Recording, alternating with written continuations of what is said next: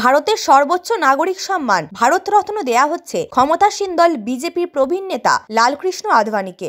আজ অর্থাৎ ৩রা ফেব্রুয়ারি সকালে সামাজিক যোগাযোগ মাধ্যম এক্সে এক পোস্টে প্রধানমন্ত্রী নরেন্দ্র মোদী ঘোষণা করেন। ঘোষণায় এটিকে তার জন্য একটি আবেগঘন মুহূর্ত মন্তব্য করে আদভানিকে এ সময়ের সবচেয়ে সম্মানিত রাষ্ট্রনায়ক বলে উল্লেখ করেছেন মোদী, জানিয়েছে গণমাধ্যম। মোদী বলেছেন, শ্রী এল.কে. আদভানিজিকে ভারতরত্ন দেয়া হচ্ছে। এটি জানাতে পেরে আমি অত্যন্ত খুশি। এই সম্মান পাওয়ায় আমি তার সঙ্গে কথা বলে তাকে অভিনন্দন জানিয়েছি। অটল বিহারী বাজপেয়ী ভারতের প্রধানমন্ত্রী থাকাকালে আদভানি তার সরকারের উপপ্রধানমন্ত্রী ছিলেন। ১৯৭০ থেকে ২০১৯ পর্যন্ত মধ্যবর্তী সময় তিনি ভারতের পার্লামেন্টের উভয় কক্ষের সদস্য ছিলেন। মোদী বলেছেন, জাতির সেবায় তৃণমূল পর্যায় থেকে কাজ শুরু করে আমাদের উপপ্রধানমন্ত্রীও হয়েছিলেন তিনি। সংসদে সবসময় তিনি সমৃদ্ধ অন্তর্দৃষ্টিতে পূর্ণ ভাষণ দিয়ে দৃষ্টান্ত স্থাপন করেছেন। অদম্য এই নেতা ভারতরত্ন পাওয়ায় তিনি খুব আনন্দিত বলে জানান মোদী। অযোধ্যার বাবরি মসজিদ ভাঙার ঘটনায় আদভানি অন্যতম অভিযুক্ত ছিলেন। ৩২ বছর আগের এ ঘটনায় হওয়া এই মামলায় তাকে ও অন্যান্য অভিযুক্তকে ২০২০ বেকসুর খালাস ঘোষণা করে আদালত। ওই ঘটনা কোনো ষড়যন্ত্র